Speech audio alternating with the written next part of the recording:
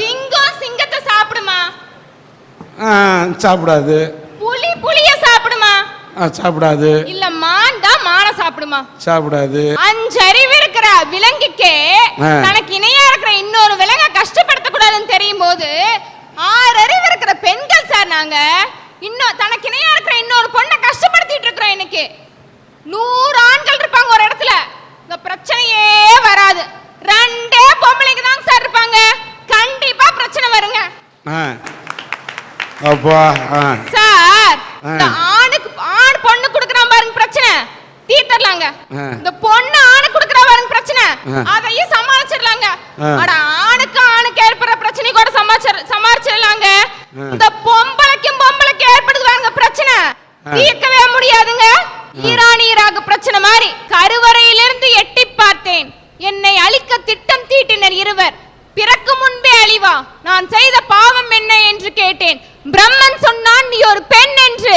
Sir பெத்த அம்மாவுக்கே தாம் பெத்த பொம்பளை குழந்தைய பிடிக்க மாட்டேங்குதுங்க, கருவிலேயே அழைச்சிடுறாங்க.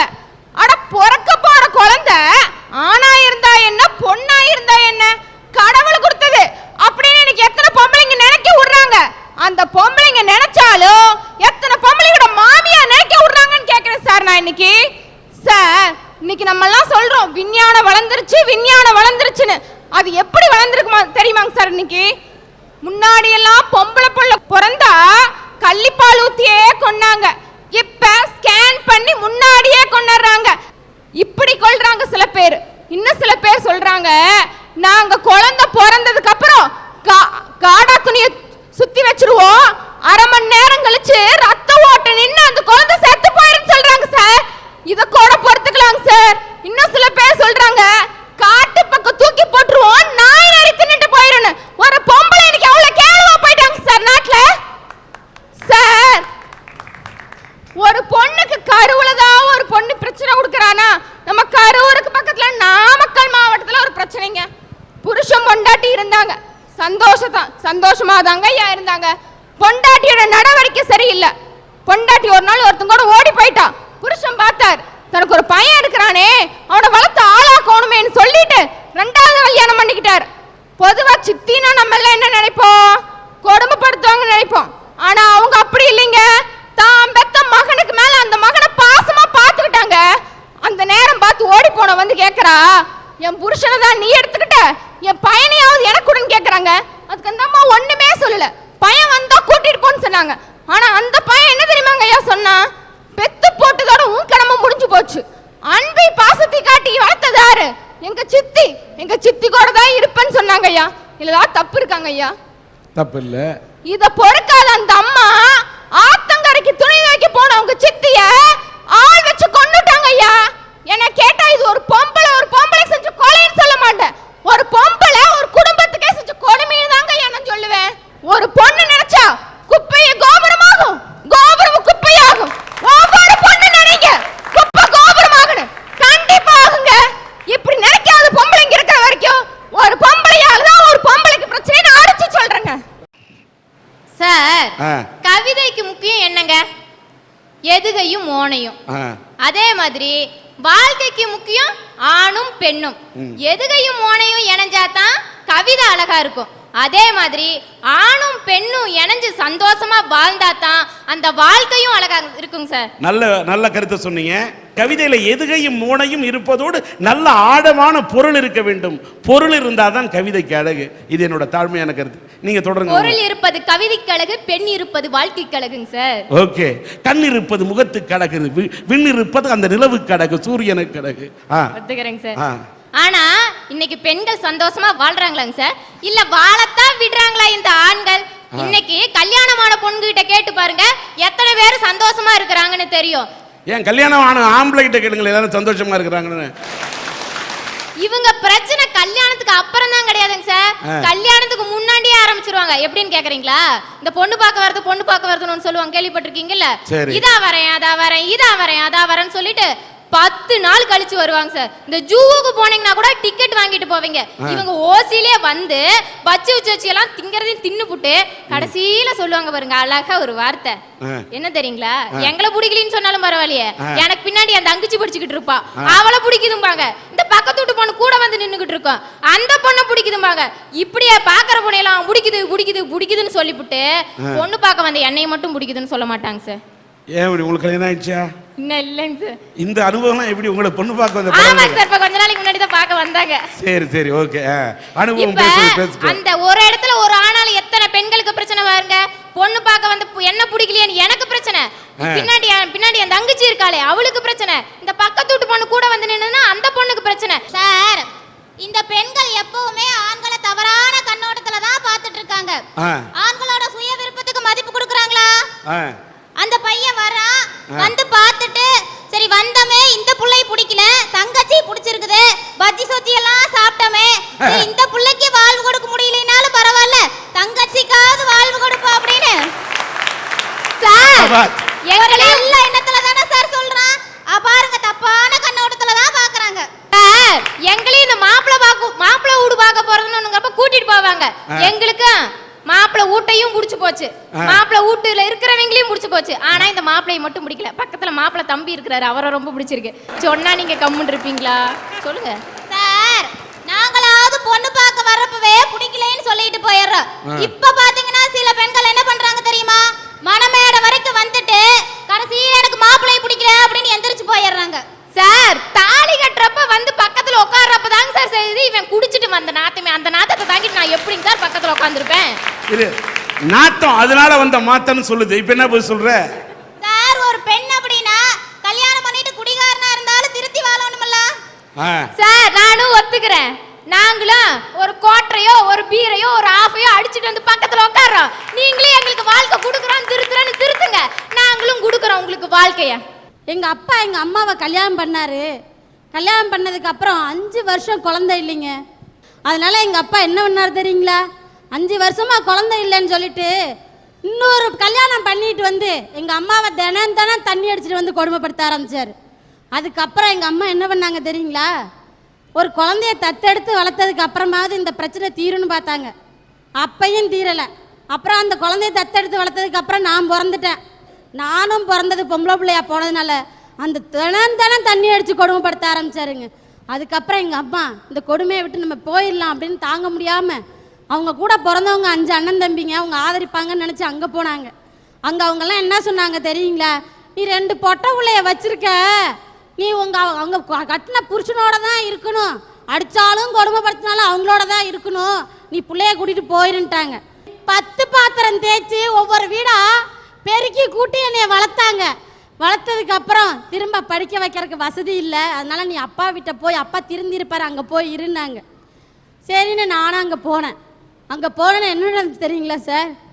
எங்கேயுமே நடக்காத ஒரு கொடுமை என்ன தெரியுங்களா? 10 மாசம் சுமந்து பெற்ற ஒரு பிள்ளைய ஒரு கிளாஸ் சாராயத்துக்கு ஒருத்தவன்ட்ட கொண்டு போய் விட்டார் சார் எங்க அப்பா. அங்கேயும் தப்பிச்சு வந்து சரி ஃப்ரெண்டு வீட்டில் அடைக்கலமா இருந்தேன். என்னோட கதை தான் சார் இப்படி. எங்கள் அக்காவோட கதையை கேட்டிங்கன்னா அது அதை விட கொடுமை சார். எங்கள் அக்கா என்ன பண்ணாங்க தெரியுங்களா? அம்மாவால் பிரச்சனை அப்பாவால் பிரச்சனைனால அம்மாவிட்ட வந்துன்னு ஒரு காதல் கல்யாணம். எங்கள் அக்கா மதம் மாதிரி கல்யாணம் பண்ணிட்டாங்க. முஸ்லீமை கல்யாணம் பண்ணதுக்கப்புறம் அவன் அந்த ஆள் என்னென்னா ஏற்கனவே கல்யாணம் பண்ணி விட்டுட்டு வந்துட்டார்.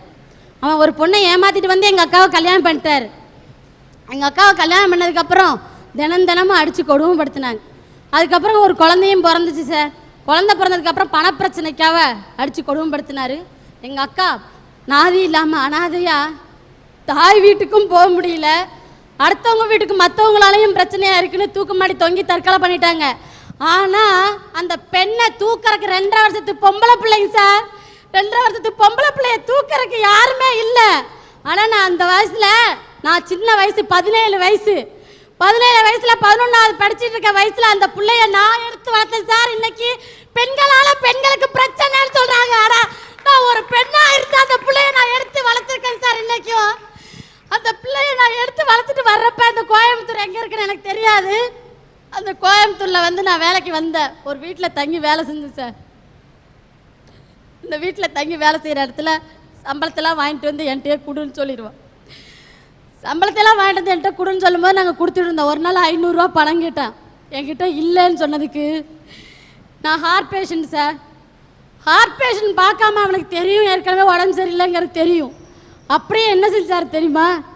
பணம் கொடுக்கறதுக்கு இல்லைன்னொடனே என்னை எட்டி பந்து மாதிரி தூக்கி உதைச்சி தள்ளா சார். அப்ப அந்த பொண்ணை முடியாது, மாமா எங்க அம்மா விட்டுருங்க, மாமா எங்க அம்மா விட்டுருங்க, எங்க அம்மா விட்டுருங்க, நாங்கள் கேட்குற பணத்தை கொடுத்துருவோம். ஆனால் அந்த பொண்ணோட மனசை பார்த்தா, அந்த குழந்தைய பார்த்தா தெய்வம்னு சொல்றீங்க. அந்த குழந்தை பிஞ்சு உள்ள 5 வயசு, அதை நெஞ்சு அப்படி எட்டி அந்த பிள்ளைய நெஞ்சில் வச்சு மிதிச்சு ரோட்ல கிடக்கிற கப்பிக்கல் இருக்கு சார், அந்த கப்பிக்கல்ல தரன்னு இழுத்துட்டு வந்தா. அதையும் பார்க்காம நம்ம செத்துடலாம் அப்படின்னு நான் சொன்னேன். அப்ப எங்க பிள்ளை என்ன சொன்னுச்சு தெரியுங்களா? பாரதி கண்ட புதுமை பண்ண அந்த ஒரு 5 வயசு குழந்தை சொன்னது என்ன தெரியுங்களா? அம்மா நான் இருக்கேன், நம்ம எதுக்கு சாகணும், நம்ம சாக வேண்டாம், ஏதோ ஒரு வேலையை பார்த்து அந்த வீட்டை விட்டு வெளியில வரலான்னு சொன்னேன். சரின்னு நாங்கள் வீட்டை விட்டு வெளியில வந்து இன்னைக்கு அந்த பிள்ளைக்கு 17 வயசுங்க சார். மதம் மாதிரி பெண்கள் மதரசா பள்ளியில் 3வது வருஷம், அந்த 1.5 மாதம் இருக்குது சார் பட்டம் வாங்கறதுக்கு. நான் படிக்க வச்சிட்டு இருக்கேங்க, இன்னமும் நான் படிக்க வச்சிட்டு இருக்கேன். ஆனால் நானும் இருதய நோய் ஹார்ட் பேஷண்ட் தான். ஹார்ட் பேஷண்ட்டாக இருந்தாலும் ஒரு தன்னம்பிக்கையோட, ஏன்னா எங்கள் அம்மா வீட்டுக்கு நான் போகல, எங்கள் அப்பா வீட்டுக்கும் போகல, யார்கிட்டையும் ஒரு 10 காசு கேட்கல. இன்ன வரைக்கும் ஒரு பிஎஸ்சி நர்சிங் எப்படி படித்தேன்னு கேட்டிங்கன்னா, நைட்டு சூலூரில் நரசிம்மாமில்ல டியூட்டி பார்ப்பேன், நைட் ஷிஃப்ட் பார்ப்பேன், காலையில் ட்ரைனிங் போவேன். ஏன்னா நான் ஒரு பெண்ணு, யாருக்காகவும் கலங்கல. அச்சமில்லை அச்சமில்லை அச்சம் என்பதிலே பாரதி சொன்னார். அந்த பாரதி கண்ட புதுமை பெண்ணா இன்னைக்கு இருக்கணும்னு நான் நினைச்சிட்டு இருக்கேன். இன்னைக்கும் இங்க இருக்கிற ஆண்கள் அத்தனை பேரும், எல்லாரையும் சொல்லல, ஒரு சில ஆண்கள் தன்னோட மனைவியையும் குழந்தைகளையும் அன்போட நேசிங்க. தன்னோட அம்மாவை தவிர மற்ற பெண்கள் எல்லாரையும் அம்மாவாகவும் சகோதர சகோதரிகளாகவும் நினைச்சு கேவலமான ஒரு காரியத்தை பண்ணிடாதீங்க. ஒரு ஆணுக்கு வாக்கப்பட்டு, அல்லல் பட்டு, அவதிப்பட்டு, வருத்தப்பட்டு, வேதனைப்பட்டு, துன்பப்பட்டு, இத்தனையும் பட்டு பட்டு பட்டு ஒரு பட்ட மரமா நிக்கிற பெண் தாங்க என்னோட அம்மா. பாட புத்தகத்தை கொடுத்து பள்ளிக்கூடத்துக்கு போமான்னு அனுப்ப வேண்டிய வயசுல எங்க அம்மாவுக்கு பட்டு சேலைய கட்டி மேடையில உட்கார வச்சாங்க சார். எங்க அம்மாவும் தாலி கட்டிக்கிட்டு புதுமண பெண்ணா புகுந்த வீட்டுக்கு சந்தோஷமா போறாங்க. போய் அடுத்த நாள் தான் எங்க அம்மாவுக்கு தெரிஞ்சது, ஊர்ல இருக்க ஒட்டு மொத்த கெட்ட பழக்கத்தையும் ஒன்னா குத்தைக்கு எடுத்தவர் எங்க அப்பான்னு. நான் பிறக்கிறதுக்கு வேணா எங்க அப்பா காரணமா இருக்கலாங்க, இல்லைன்னு சொல்ல. ஆனா நான் படிச்சதுக்கு ஒரே ஒரு காரணம்னா அது எங்க அம்மா தாங்க சார். எங்க அம்மாவும் என் தங்கச்சியும் வேலைக்கு போய் கஷ்டப்பட்டு என்னை ஃபர்ஸ்ட் இயர் படிக்க வச்சாங்க. எங்க அப்பா ஒன்றும் பண்ணவே இல்லை. ஆனா இந்த ஃபர்ஸ்ட் இயர் படிக்கிறப்ப ஒரு நாளைக்கு 1000 தடவையாவது சொல்லிடுவார், என்ன தெரியுங்களா? படிக்கக்கூடாது படிக்கக்கூடாது படிக்கக்கூடாது படிக்கக்கூடாது. நான் ஃபர்ஸ்ட் இயர் முடிச்ச பிற்பாடு காலேஜே போகக்கூடாதுன்னு என்னை நிறுத்திட்டாருங்க சார். எனக்கு கல்யாணத்தை பண்ணி வைப்பேன்னு மாப்பிள்ளையை பார்த்தாரு. நான் எங்க அப்பாட்ட சொல்ல முடியுமா? அம்மாட்ட சொன்னேன், அம்மா எனக்கு இது படிக்கிற வயசு 17 வயசு தான் ஆகுது, எனக்கு கல்யாணம் வேண்டாம், நான் படிச்சுதான் ஆவேன்னு சொன்னேங்க சார். நான் எங்க அம்மாவும் எங்க அப்பாட்ட எவ்வளோ சொல்லி பார்த்தாங்க, மனுஷன் கேட்குற மாதிரி தெரியல.